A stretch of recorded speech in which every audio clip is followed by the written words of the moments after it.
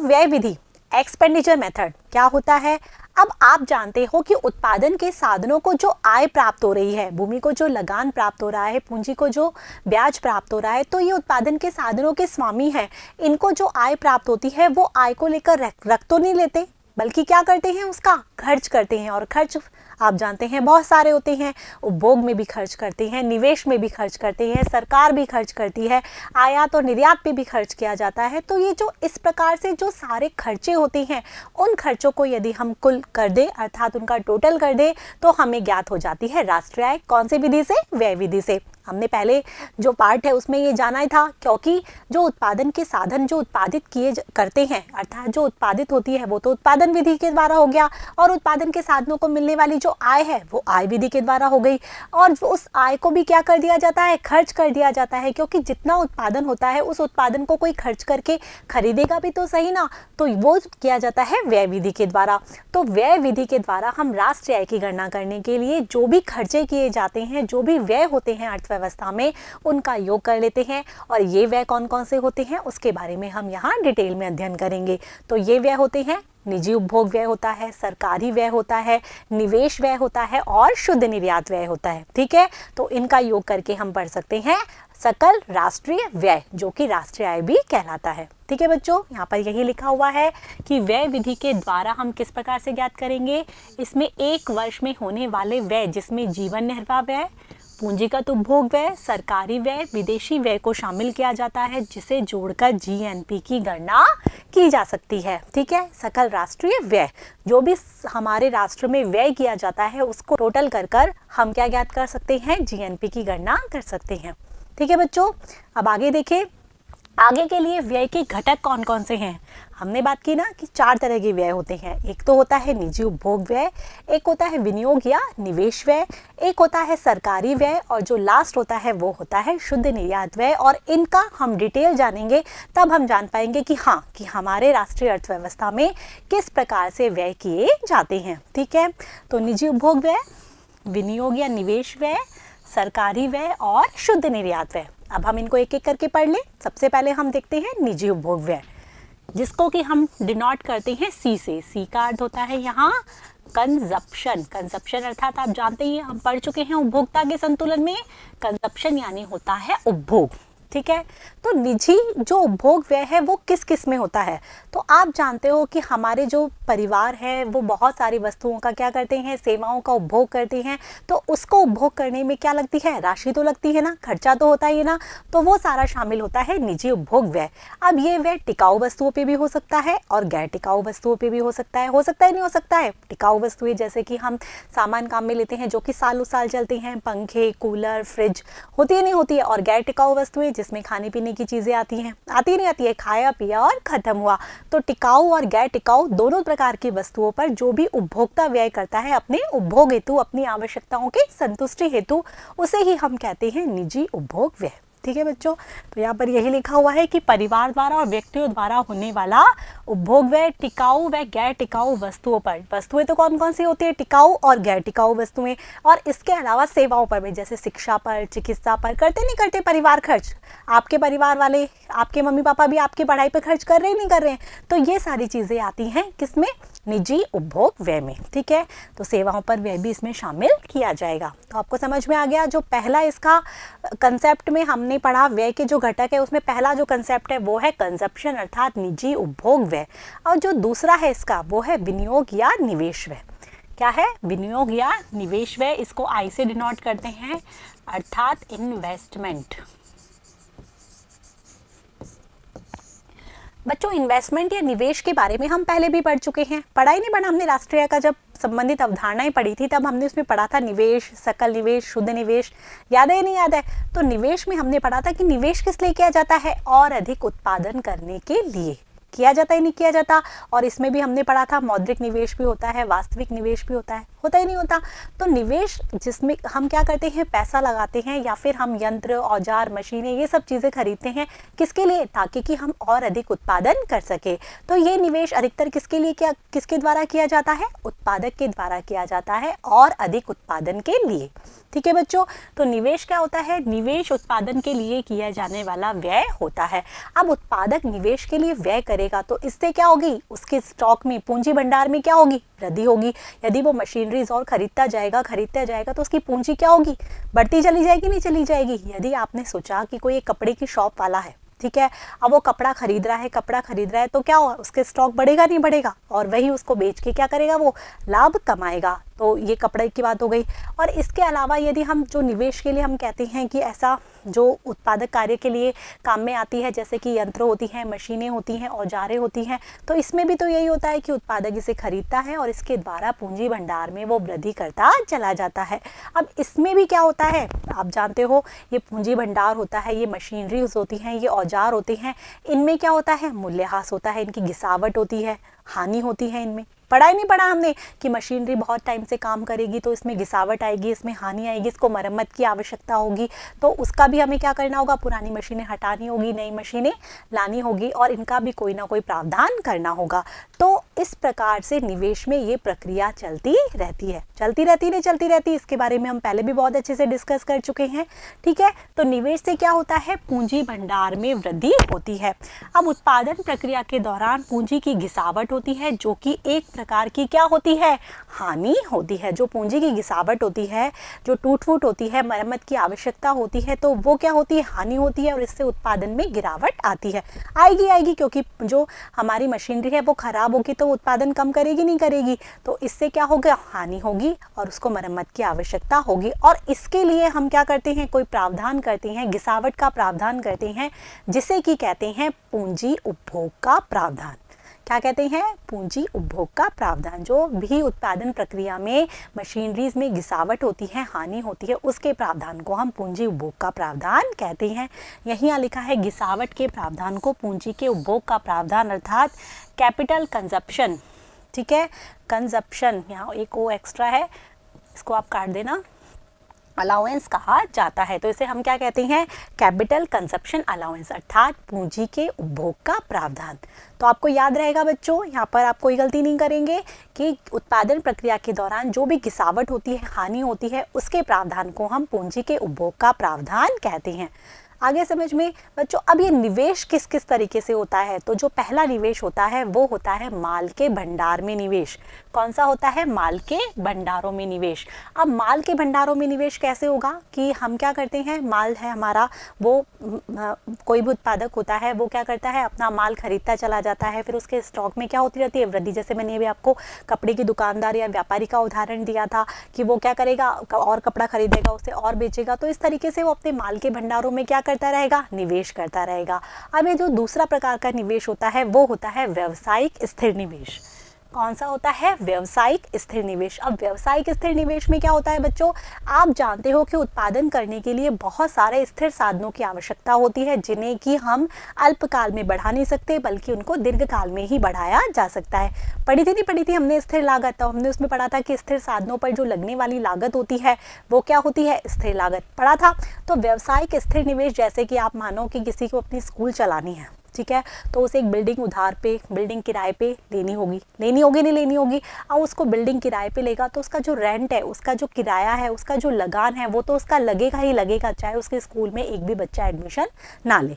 ठीक है, तो जो स्थिर साधन होते हैं, यदि हम कोई बात करें, कोई फैक्ट्री लगा रहा है तो फैक्ट्री लगाने के बाद उसको क्या लगानी पड़ेगी, उसके अंदर उत्पादन के साधनों के रूप में वो जमीन लेनी पड़ेगी, उसमें मशीनरीज लगानी पड़ेगी, चाहे उत्पादन शून्य ही हो, लेकिन इस प्रकार का निवेश तो उसे करना ही होगा, तभी तो क्या होगी, उसका जो कारखाना है, उसकी फैक्ट्री है, वो एस्टैब्लिश हो पाएगी। तो ये होने वाला जो निवेश है, जो व्यवसाय द्वारा व्यवसाय में किया जाता है, उसे हम कहते हैं व्यावसायिक स्थिर निवेश। ठीक है, जो कि स्थिर साधनों पर होता है।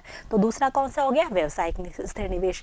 अब आप सब भी जानते हो कि हम सभी क्या करते हैं, अपना घर बनाते हैं, हर एक परिवार चाहता है कि उसका अपना एक क्या हो, घर हो, तो उसमें भी क्या करना होता है, पैसा तो लगाना ही होता है गृह निर्माण में। फिर हम उसको चाहे तो हम क्या कर सकते हैं, उसको रेंट पे दे सकते हैं, चाहे हम खुद भी काम में ले सकते हैं। ठीक है, तो इस प्रकार जो निवेश किया जाता है वो कहलाता है गृह निर्माण में निवेश। अब इस इसके अलावा भी सरकार द्वारा क्या किया जाता है, निवेश किया जाता है। तो सरकार के द्वारा जो भी निवेश किया जाता है, क्योंकि सरकार भी क्या करती है, बहुत सारी जो पूंजी है वो ऋण पे दे देती है, उसके बदले में ब्याज लेती रहती है, ठीक है ना। और सरकार के खुद के भी शेयर्स वगैरह सब कुछ होते हैं। तो सरकार जो निवेश करती है उसके द्वारा जो किया जाने वाला निवेश है। इसके अलावा भी सरकार क्या करती है, बांध, पुल, ये सब कुछ बनवाती रहती है ताकि कि क्या हो, और अधिक उत्पादन हो सके। सरकार की खुद की भी फैक्ट्रीज होती हैं, उनमें उसके द्वारा जो निवेश किया जाता है, तो इस प्रकार किया जाने वाला निवेश कहलाएगा सरकारी निवेश। तो आपको चारों प्रकार के निवेश समझ में आ गए बच्चों कि 4 तरह के निवेश होते हैं। एक तो होता है व्यावसायिक स्थिर निवेश, एक होता है माल के भंडारों में निवेश, एक होता है गृह निर्माण में निवेश, और चौथा होता है सरकारी निवेश। तो ये निवेश हो गया, ठीक है बच्चों। अब हम थर्ड जो इसका पार्ट है वो पढ़ेंगे। जो थर्ड पार्ट कौन सा था, याद है नहीं याद है? थर्ड पार्ट था सरकारी व्यय, अर्थात गवर्नमेंट। इसको हम किससे इंडिकेट करेंगे, जी से, गवर्नमेंट एक्सपेंडिचर।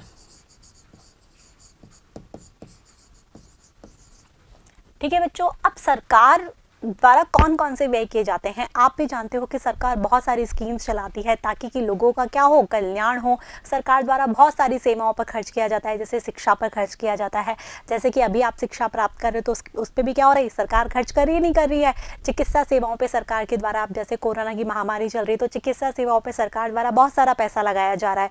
तो इस प्रकार से जो सार्वजनिक सेवाओं पर सरकार द्वारा जो खर्च किया जाता है वो सरकारी व्यय में शामिल होता है, होता ही नहीं होता। अब सरकार के अंडर में, अर्थात सरकारी बहुत सारे कर्मचारी काम करते हैं, तो सरकार को क्या करना होता है, उन कर्मचारियों को वेतन देना होता है, देना होता है, नहीं होता है। तो वो वेतन का भुगतान भी कौन करती है, सरकार करती है। सरकार के द्वारा बहुत सारी टाइम टाइम पे स्कीम्स चलाई जाती हैं, उनमें सरकार का खर्चा होता है, होता ही नहीं होता। सरकार के द्वारा हमने बात की थी कि खुद का भी उपभोग किया जाता है सरकार में। आप पता है सरकारी कार्यालय जो भी चलते हैं, विभाग जो चलती हैं, उसमें भी तो सरकार क्या करती है, उपभोग करती नहीं करती, जो भी संसाधन है उनको काम में लेती है तो उनका उपभोग करती है। तो सरकार के द्वारा भी उपभोग व्यय होता है। और इसके अलावा सरकार के द्वारा हस्तांतरण भुगतान किया जाता है। हस्तांतरण भुगतान क्या होता है बच्चों, ध्यान से सुन लेना।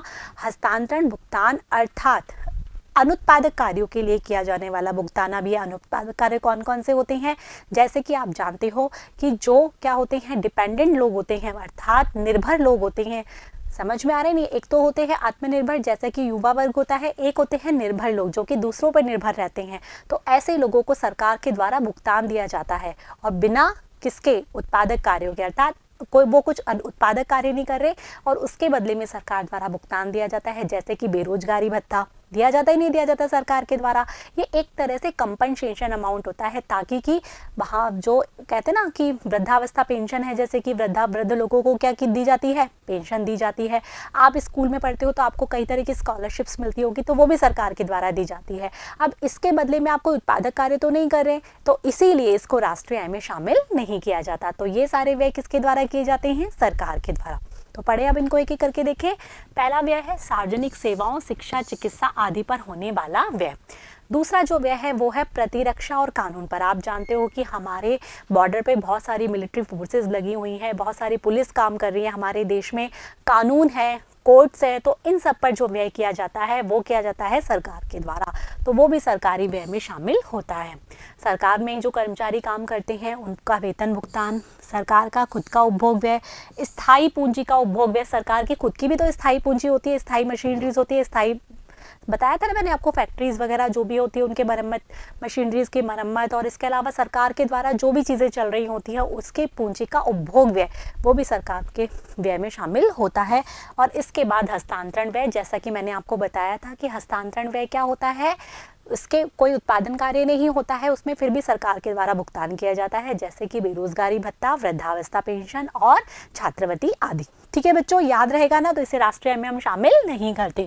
हस्तांतरण में बिना उत्पादक कार्यों के लिए किया जाता है, अतः इन्हें राष्ट्रीय आय में शामिल नहीं किया जाता। तो आ गया बच्चों समझ में आपको तीसरा सरकारी व्यय, गवर्नमेंट एक्सपेंडिचर। तो ये 3 तरह के व्यय हो गए। अब हम चौथे व्यय की तरफ बढ़े। तो चौथा व्यय कौन सा है बच्चों, चौथा व्यय है शुद्ध निर्यात व्यय, export minus import, X minus M. Export, export का अर्थ क्या होता है, निर्यात, और इंपोर्ट, इंपोर्ट का अर्थ होता है बच्चों आयात। निर्यात में से आयात को घटाने पर क्या आता है, शुद्ध निर्यात व्यय ज्ञात किया जाता है। अब शुद्ध निर्यात व्यय क्या होता है बच्चों? हम जानते हैं कि हमारे देश में जो भी एक्स्ट्रा वस्तुएं होती हैं, सेवाएं होती हैं, हम उनको क्या कर देते हैं, दूसरे देशों में क्या कर देते हैं, निर्यात कर देते हैं। बदले में हमें भुगतान प्राप्त होता है, या हमारे देश में जिस चीज़ की कमी है, जिस वस्तु या सेवा की कमी है, वो हम दूसरे देशों से आयात कर लेते हैं और उसके बदले में भी हम क्या कर देते हैं, उसके बदले में क्या होता है, हम उनको भुगतान दे देते हैं। दे देते नहीं दे देते? तो यहाँ पर क्या होता है, भुगतानों का एक्सचेंज हो रहा है नहीं हो रहा? तो यहाँ पर ये जो निर्यात होता है, ठीक है, जो हम क्या कर रहे हैं, हमारे देश से निर्यात कर रहे हैं और उसमें से हम माइनस कर देंगे जो कि दूसरे देशों से हमारे देश में आयात किया जाता है। तो निर्यात माइनस आयात तो क्या होता है, शुद्ध निर्यात व्यय। निर्यात अधिक है और आयात कम है तो हमारे देश को लाभ हो रहा है, यदि निर्यात कम है और आयात ज़्यादा है तो हमारे देश को हानि हो रही है। तो इस प्रकार से निर्यात में से आयात को घटाने पर शुद्ध निर्यात व्यय क्या होता है, ज्ञात किया जा सकता है। ठीक है बच्चों, तो यहाँ पर यही लिखा है कि शुद्ध निर्यात व्यय आयात व निर्यात के दर के आधार पर ज्ञात किया जा सकता है। तो बच्चों हमने सकल राष्ट्रीय व्यय के जो चारों चीज़ें हैं वो हमने पढ़ ली। कौन कौन सी चारों चीज़ें पढ़ी, कुछ याद है नहीं याद है? हमने पढ़ी कौन कौन सी, एक तो निजी उपभोग व्यय कि सकल राष्ट्रीय व्यय में एक तो निजी उपभोग व्यय शामिल किया जाता है, एक विनियोग या निवेश व्यय शामिल किया जाता है, एक सरकारी व्यय शामिल किया जाता है और एक शुद्ध निर्यात व्यय। जो निजी उपभोग व्यय है उसको हमने डिनोट किया था सी से, जो निवेश व्यय है उसको डिनोट किया था हमने आई से, इन्वेस्टमेंट। फिर सरकारी व्यय है उसको हमने डिनोट किया था जी से, और लास्ट में जो शुद्ध निर्यात व्यय है उसको हमने डिनोट किया था एक्स माइनस एम से। तो इस प्रकार से सी प्लस आई प्लस जी प्लस एक्स माइनस एम ये हमें ज्ञात कराएगा GNP। ठीक है, अर्थात सकल राष्ट्रीय व्यय। सकल राष्ट्रीय व्यय, सकल राष्ट्रीय आय और सकल राष्ट्रीय उत्पादन तीनों आपस में क्या होते हैं, बराबर। किसी भी विधि से यदि हम गणना करें तो राष्ट्रीय आय वही आएगी। हम पहले ही बात कर चुके हैं इस बारे में। यही यहाँ पर लिखा हुआ है कि सकल राष्ट्रीय व्यय परिवारों का उपभोग व्यय, निजी निवेश व्यय, सरकारी व्यय और शुद्ध विदेशी व्यय। सी प्लस आई प्लस जी प्लस एक्स माइनस एम, इससे ज्ञात होगा हमारा GDP एट MP। बच्चों एक चीज़ आप अच्छे से ध्यान रख लेना, यहाँ पर GDP एट MP ज्ञात हो रही है, अर्थात ये क्या है हमारा GNE। GNE है ना, सकल राष्ट्रीय व्यय, यही है। अब हमें यहाँ पर ज्ञात क्या हो रहा है, GDP एट MP। क्या ज्ञात हो रहा है, GDP एट MP। और हमने पहले वाले वीडियो में पढ़ा था कि जो राष्ट्रीय आय होती है वो क्या होती है, NNP एट FC। क्या होती है, NNP एट FC। ठीक है, तो हम GDP एट MP यदि हमको पता है, सकल राष्ट्रीय वैसे हमने ज्ञात कर लिया, तो हम NNP एट FC भी आसानी से ज्ञात कर सकते हैं। आपको राष्ट्रीय आय की मूल अवधारणाएं जब मैंने पढ़ाई थी तब मैंने आपको 3 अवधारणाएं पढ़ाई थी, निवेश की अवधारणा, घरेलू और सामान्य निवासी की अवधारणा, और कौन सी पढ़ाई थी, शुद्ध अप्रत्यक्ष कर की अवधारणा। तो इन तीनों की अवधारणाओं को यदि आपको अच्छे से पता है तो आप GDP एट MP से NNP एट FC ज्ञात कर सकते हैं। तो हम ज्ञात करें, कैसे ज्ञात करेंगे, यहाँ पर दे रखा है आपको G अर्थात ग्रॉस, और आपको ज्ञात करना है नेट अर्थात शुद्ध। तो यदि हम ग्रॉस से क्या ज्ञात करेंगे, नेट ज्ञात करेंगे, अर्थात सकल से शुद्ध ज्ञात करते हैं तो क्या करते हैं, डेप्रिसिएशन अर्थात मूल्यह्रास को माइनस कर देते हैं। तो आपको GDP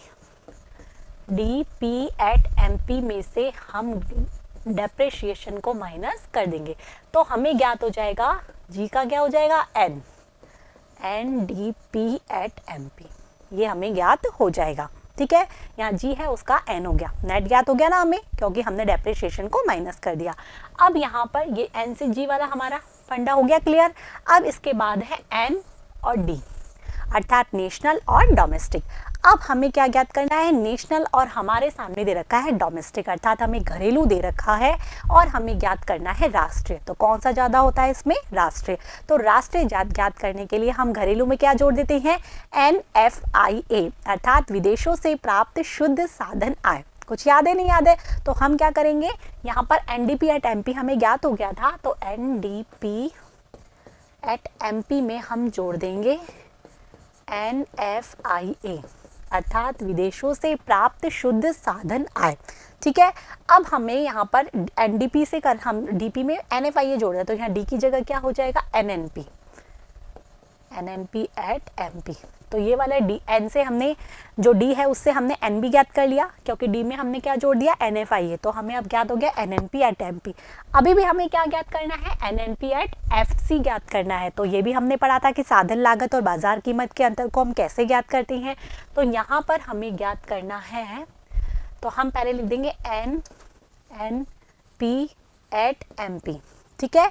बाजार कीमत पर जो यहाँ पर हमें दे रखी है शुद्ध राष्ट्रीय उत्पाद, और हमें ज्ञात करना है जो साधन लागत है उस पर शुद्ध राष्ट्रीय उत्पाद, ठीक है। तो उसके लिए हमने ज्ञात किया था कि मार्केट प्राइस तो होती है ज़्यादा और साधन लागत होती है कम। तो इसमें से हम इनडायरेक्ट टैक्स को तो कर देंगे माइनस और सब्सिडी को हम जोड़ देंगे, ठीक है। इनडायरेक्ट टैक्स तो हमारी घट जाएगा और सब्सिडी जुड़ जाएगी। तो इसके बाद हमें ज्ञात हो जाएगा NNP, MP की जगह क्या आ जाएगा, FC। तो इस तरह से हमारी यहाँ पर तीनों जो राष्ट्र आय की मूल अवधारणाएं थी वो तीनों धारणाएं प्रयुक्त भी हो गई। आपको समझ भी आ गया होगा अच्छे से कि किस तरीके से हम अलग अलग टर्म्स ज्ञात कर सकते हैं, ठीक है। NNP FC हमने कैसे ज्ञात किया, NNP एट MP है, ठीक है। MP क्या है, ज़्यादा धारणा है, बड़ी धारणा है, हम कह सकते हैं विस्तृत धारणा है। तो इसके लिए हमने इनडायरेक्ट टैक्स को घटाया है और सब्सिडी को जोड़ा है। यदि हम यहाँ पर NNP एट FC की जगह NNP एट MP ज्ञात कर रहे होते तो हम उल्टा कर देते, इनडायरेक्ट टैक्स को तो जोड़ देते और सब्सिडी को घटा देते। ये टर्म्स हमने अच्छी तरीके से पढ़ ली थी राष्ट्रीय आय की मूल अवधारणाएं में। आप इसको वहाँ पर उस वीडियोज़ को देखकर भी आप अच्छे से क्लियर कर सकते हैं। तो इस प्रकार से ये तीनों धारणाओं को प्रयुक्त करके हम क्या ज्ञात कर सकते हैं, ये सारी चीज़ें ज्ञात कर सकते हैं। तो हमें यहाँ पर GDP एट MP ज्ञात हुई थी सकल राष्ट्रीय व्यय विधि के द्वारा, तो हमने यहाँ पर वो निकाल ली थी और उससे फिर हमने राष्ट्रीय आय की गणना कर ली। तो वो राष्ट्रीय आय वही आएगी जो कि हम बाकी विधियों से ज्ञात करते हैं। समझ में आ गया बच्चों। तो आज हमने क्या जाना, व्यय विधि के बारे में कि व्यय विधि के अनुसार क्या होता है, अर्थव्यवस्था में जो भी व्यय होता है, और वो व्यय कौन कौन से होते हैं, निजी उपभोग व्यय, विनियोग व्यय, इसके अलावा सरकारी व्यय और शुद्ध निर्यात व्यय। तो इन चारों व्यय को यदि हम जोड़ देते हैं तो हमें क्या ज्ञात हो जाती है, सकल राष्ट्रीय व्यय। अर्थात व्यय विधि के द्वारा हम राष्ट्रीय आय की गणना इस विधि के द्वारा कर सकते हैं।